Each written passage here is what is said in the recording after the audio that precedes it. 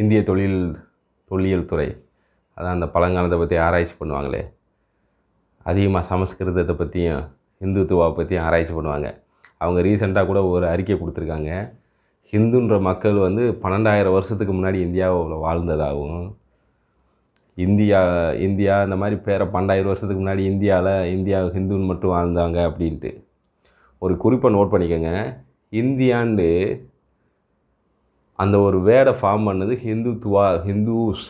ஏன்னா சிந்து நாகரிகம் இருக்குல்ல, அதை வெளிநாட்டவர்கள் வந்து நிறைய ஆராய்ச்சி பண்ணுறாங்க. வெஸ்டர்ன் கண்ட்ரீஸ்லேருந்து நிறைய ஆராய்ச்சி பண்ணி வெஸ்டர்ன் கண்ட்ரீஸ் புக்கில் ஹிந்துஸ், அதாவது சிந்துன்றதை சிந்துன்றதை எப்படியே ஹச்ன்னு போட்டாங்க.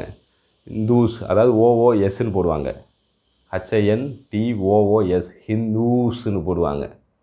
அந்த சிந்து சமவெளி நாகரிக மக்களை வந்து அந்த பீப்புள் அந்த இனத்தை குறிக்கிறது ஹிந்துஸ்ன்னு யூஸ் பண்ணாங்க. அதை ரெஃபரன்ஸாக வச்சு இந்தியான்னு போட்டு விட்டாங்க.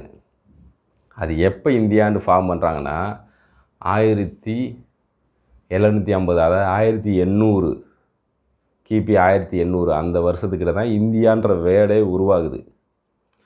ஒரு வேர்டே வந்து ஒரு 200-300 வருஷத்துக்கு முன்னாடி உருவாகுதுன்னா 12,000 வருஷத்துக்கு முன்னாடி இந்தியான்ற பேரை யூஸ் பண்ணக்கூடாது. அப்போ 12,000 வருஷத்துக்கு முன்னாடி வேர்ல்டுன்ற ஒரு அப்படி தான் யூஸ் பண்ணி ஆகணும். அது ஒன்று. ரெண்டாவது ஹிந்துன்றது எப்படின்னா, பிரிட்டிஷ் வந்து கணக்கெடுக்கிறாங்க 1810க்கு அப்புறம், ஜஸ்ட் ஒரு 200 வருஷத்துக்கு முன்னாடி தான். அப்போ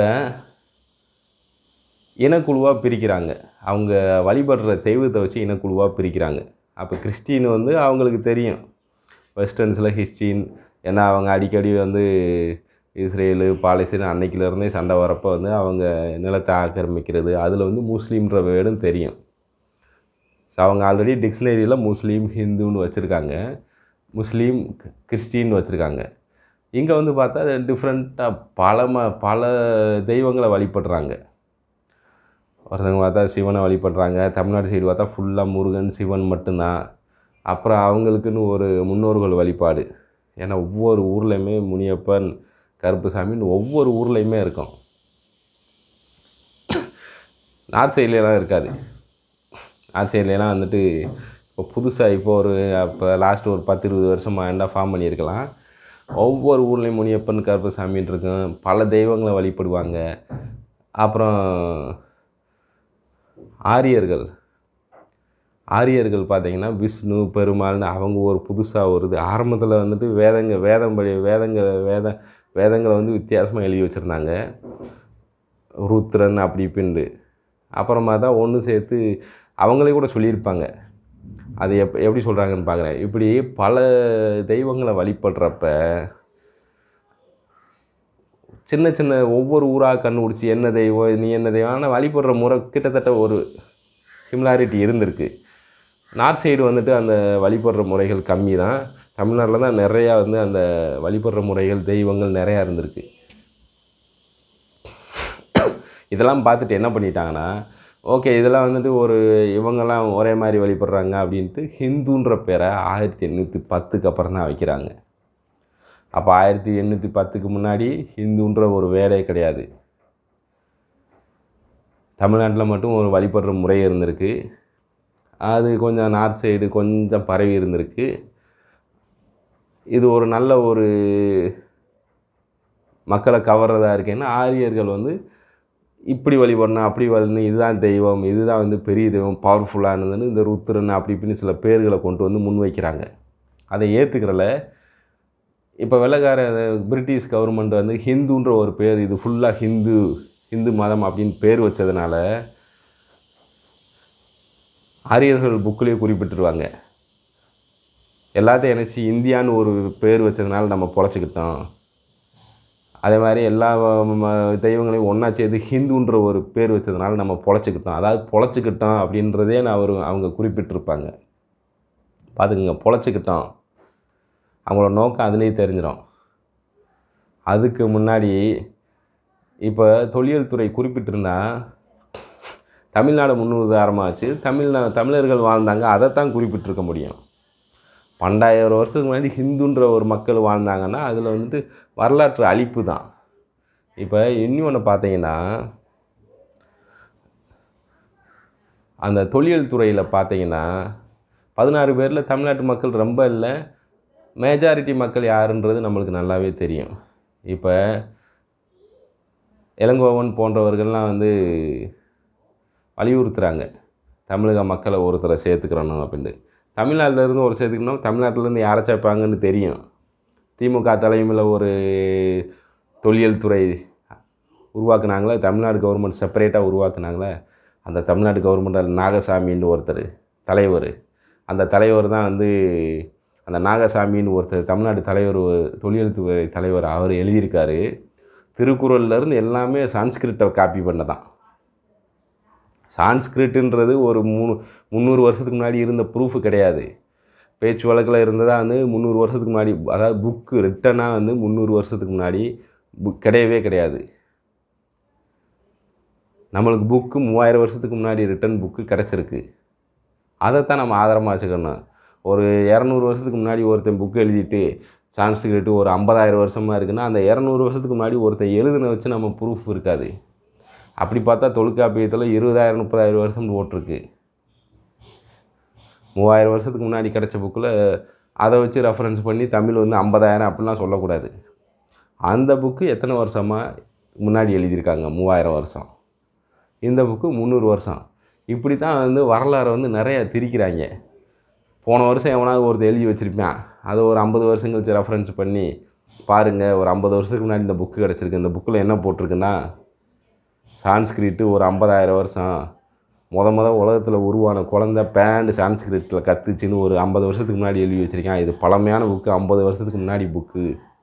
இப்படி தான் வரலாறை வந்து எழுதுகிறாங்க. அந்த தமிழ்நாடு தொழில் துறை தலைவர் திமுக ஃபார்ம் பண்ணிச்சு பாருங்க, நாகசாமி, அவரெல்லாம் மணியரசன் கண்ணா ஒன்றாக்கு பாடா போடான்னு தான் பேசுவாப்பில். அவ்வளோ வன்மத்தில் தான் பேசுவாப்பில். ஏன்னா அவ்வளோ கோபம் அவருக்கு. ஏன்னா அவர் வந்து தமிழில் எவ்வளோ ஆராய்ச்சி பண்ணி அறிஞர்னு தெரியும், தமிழக வரலாற்றை எவ்வளோ மீட்டெடுக்கிறாருன்னு தெரியும். மணியரசன்றவர் கண்ணா ஒன்றான்னு தான் திட்டுவார், வாடா போடா அரலூசு பையன்னு திட்டுவார். அவரோட வீடியோலாம் நாகசாமியை பற்றி பேசின வீடியோலாம் பார்த்தீங்கன்னா எவ்வளோ வன்மமாக வந்து நம்மளோட தமிழை திரிச்சிருக்காங்கன்னு தெரியும். அவ்வளவு வன்மம் அவங்களுக்கு தமிழக மக்கள் மீதும் தமிழக வரலாற்று மீதும் அவ்வளவு வன்மம். அது காலங்காலமாக வந்து இருந்துக்கிட்டு வருது. அதனால தான் அந்த இதை வந்து மழுக்கடிச்சு தான் நம்மளை ஆட்சி செய்ய முடியும்னு ஒரு வன்மத்தில் இருக்கானுங்க. நாகசாமின்றவரை அவ்வளவு திட்டியிருப்பார். மிரர் ஆஃப் சான்ஸ்கிரிட்னு ஒரு புக்கு கூட வெளியிட்டிருக்காரு. மிரர் ஆஃப் சான்ஸ்கிரிட்னு என்ன, தமிழ் வந்து சான்ஸ்கிரிட்டோட மிரரான். அதாவது நம்ம இங்கே பல வருஷமாக வழிபட்டுக்கு இருந்ததை அவங்க காப்பி பண்ணி சான்ஸ்கிரிட்னு வச்சுட்டாங்க. அதை வச்சு இன்றைக்கி மேக்கப் பண்ணி இதுதான் ஃபஸ்ட்டுன்றதை ஒரு முன்னெடுத்துட்டு வராங்கன்றதை வந்து மழுக்கடிச்சிட்டு ரிவர்ஸில் எழுதி வைக்கிறாரு. தமிழ் தான் வந்து சான்ஸ்கிரிட்டோட மிரர்ண்டு. திருக்குறளே வந்து சான்ஸ்கிரிட்டோட காப்பின்னு சொல்கிறாப்புல. திருக்குறள் ஒரு 3000 வருஷத்துக்கு முன்னாடி, 3000 வருஷத்துக்கு முன்னாடி ஒரு சான்ஸ்கிரிட் வேர்டை வந்து பார்க்க முடியாது உலகத்தில். இவங்க என்ன பண்ணுறாங்க, கல்வெட்டுகள் தான் உலகத்தில் தமிழ்நாட்டில் கிடச்சதில் கல்வெட்டு 90% தான். செப்பேடுன்னு பார்த்தீங்கன்னா ஒரு 30-40 செப்பேடு தான் கிடச்சிருக்கு. செப்பேடுன்றது தனிப்பட்ட முறையில் நானே கூட வீட்டில் எழுதி வச்சுருந்துருக்கலாம். அரசுகளுக்கு கொடுத்தது இதை வச்சு தான் வந்து எழுதியிருக்கணும். ஒரு தனிப்பட்ட மனுஷன் என்னோடய கணக்கு அப்படின்னு நான் எழுதி வச்சுருக்கேன். இப்போ நம்ம வீட்டில் வந்து பால் கணக்கு எழுதுவோம், அதை வச்சுக்கிட்டு ஒரு ஹிஸ்ட்ரி எழுதக்கூடாது. கவர்மெண்ட் அரசாங்கம் அன்றைக்கி சோழ மன்னர்கள் அரசாங்கத்தோட கவினிப்பில் எழுதின கல்வெட்டை வச்சு தான் ஹிஸ்ட்ரி எழுதணும். ஆனால் இன்றைக்கி வரலாறு முக்கால்வாசி இந்த எவனோ ஒருத்தன் அவன் சொந்த விஷயத்துக்காக எழுதி வச்சுருப்பால அதை வச்சு வரலாறை திரிச்சுக்கிறாங்க. நாகசாமிக்கெல்லாம் வந்துட்டு மூளை இருக்கான்னு கூட நம்ம இவர் கேட்டிருப்பார். மூளை இருக்கான்னு கேட்டிருக்க மாட்டார் மணியரசன். அவனோட வன்மத்தை வெளிப்படுத்தினேன் அப்படி தான் சொல்லுவார். ஏன்னா 3000 வருஷத்துக்கு முன்னாடி புக்கு இருக்குது, திருக்குறள் காப்பி அடிச்சு தான். எதில் இருந்து காப்பி அடித்தாங்க, எந்த ப்ரூஃப் இருக்காது. அது எதில் இருந்து காப்பி அடித்தாங்க வந்தால் ஒரு 200 வருஷத்துக்கு முன்னாடி ஒரு சில புக்குகள் இருக்கும்ல, அதை ரெஃபரன்ஸ் எடுத்திருப்பாங்க. பாருங்கள், 200 வருஷத்துக்கு முன்னாடி இருந்த புக்கை 3000 வருஷத்துக்கு முன்னாடி காப்பி அடித்தாங்களாம். இப்படி தான் சொல்லுவாங்க. இதுதாங்க பிரச்சனை. வரலாறை இன்றைக்கி முக்கால்வாசி வரலாறை இப்போ நம்ம வீட்டில் இருக்கிறத நம்ம தான் பார்க்கணும். எவனா ஒருத்தன் உங்கள் வீட்டில் இப்படி அப்படின்னு சொல்லிவிட்டு அந்த புறணி பேசுகிறது மாதிரி தான். வன்மத்தில் பேசுவாங்கள்ல, அந்த மாதிரி தான். இப்போ நம்ம வரலாறு நம்ம எழுதாமல் கண்ட கண்ட நாய் எழுதுன்னு மணியரசன் கேட்டிருப்பார், தமிழறிஞர் மணியரசன். இதே மாதிரி தாங்க, நம்ம வரலாறை நம்ம எழுதணும். மற்றவங்க எழுதுனா அவங்களோட பெனிஃபிட்டுக்கு தான் எழுதுவாங்க. இப்போ பொன்னியின் செல்வன், கல்கி கதை, அந்த கல்கி எழுதின கதையினால் சோழர் மன்னர் வரலாறே ஒரு 90% வந்து தப்பாக தான் புரிஞ்சு வச்சுருக்கானுங்க. ஆதித்ய கரிகாலன் கொண்டது வந்து அப்படியே ஒரு அது இதுன்னு இப்போ ஒரு மாதிரி சப்பையான விஷயத்துக்கு வந்து இறந்து கொண்டதாக சொல்லுவானுங்க. ஆனால் அதுக்கான விஷயம் ஒரு 4 ஆரியர்கள், அதாவது ஆரியர்கள் கொண்டிருக்காங்க. அந்த கொண்டவரை தூக்கிட்டு போய் ஒரு கடலுக்குள்ளே தூக்கிட்டு போய் கொண்டதாகவும் வரலாறு இருக்குது. கல்வெட்டில் என்ன போட்டிருக்காங்கன்னா 4 கடத்திட்டாங்கன்ட்டு. ஒரு பெரிய மன்னனை கொண்டவனை சும்மா போய் விட்டுட்டு வந்து காசு கொடுத்துட்டு விட்டா வருவாங்க, எழுதி வச்சுட்டு போயிருக்காங்க. ஏன்னா அன்றைக்கே மக்கள்கிட்ட வந்து ஒரு சின்ன பாதிப்பு இருந்திருக்கு, உளவியல் ரீதியாக ஒரு நம்பிக்கை வந்து ஆரம்பிச்சிட்டானுங்க. ஸோ அந்த மாதிரி நிறையா இருக்குங்க. நம்ம வரலாறை நம்ம மக்கள் எழுதுன தமிழ் அறிஞர்கள் எழுதின புக்குகளை அதிகமாக வாங்கி படிங்க.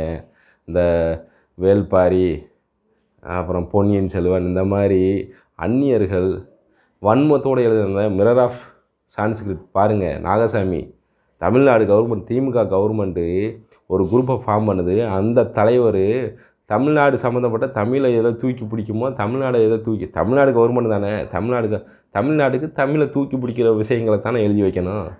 ஆனால் இங்கே ஆல்ரெடி நல்லா எஸ்டாப்ளிஷ் ஆகி ஒரு ப்ரூஃபோடு இருக்கிறத மாற்றி எழுதுகிறாப்புல. அப்போ கவர்மெண்ட்டு ஏன் மணி அவ்வளோ வேஸ்ட் பண்ணுதுன்னு தெரியல. இந்த மாதிரி அந்நியர்களும் ஒரு வன்மத்தோடு இருக்க மக்களும் எழுதுகிற புக்கை நம்பாதீங்க, அவாய்ட் பண்ணுங்கள். நம்மளுக்குன்னு நிறையா தமிழர்கள், மன்னன் மணியரசன் போன்றவர்கள்லாம் நிறைய ஆராய்ச்சி பண்ணி நிறையா புக்கு எழுதுகிறாங்க. அவங்க புக்கை வாங்கி படிங்க. மன்னர் புக்கெல்லாம் நிறையா வாங்கி படிப்பேன் நான். அது வந்துட்டு நம்ம தமிழர்கள் வரலாறு மட்டும் கிடையாது, உளவியல் ரீதியாக மனித குலத்துக்கே ரொம்ப முக்கியமானது. அவர் ஒரு புக்கு எழுதியிருப்பார், விளம்பரத்தோட தாக்கம்னு ஒரு புக்கு எழுதியிருப்பார். உண்மையாகவே நம்ம இன்றைக்கி வாழ்கிறதே விளம்பரத்தை பேஸ் பண்ணி தான் வாழ்கிறோம். ஸோ அந்த மாதிரி நிறையா வந்து தமிழர் அறிஞர்களே நிறையா இருக்காங்க, முன்னாடியே இருக்காங்க, இப்போயும் இருந்துக்கிட்டு தான் வராங்க. அவங்க புக்கை வாங்கி படிங்க. மணியரசன் சொன்ன மாதிரி அந்நியர்கள் கண்ட நாய் எழுதுகிற புக்கை வாங்கி படிக்காதீங்க. நன்றி.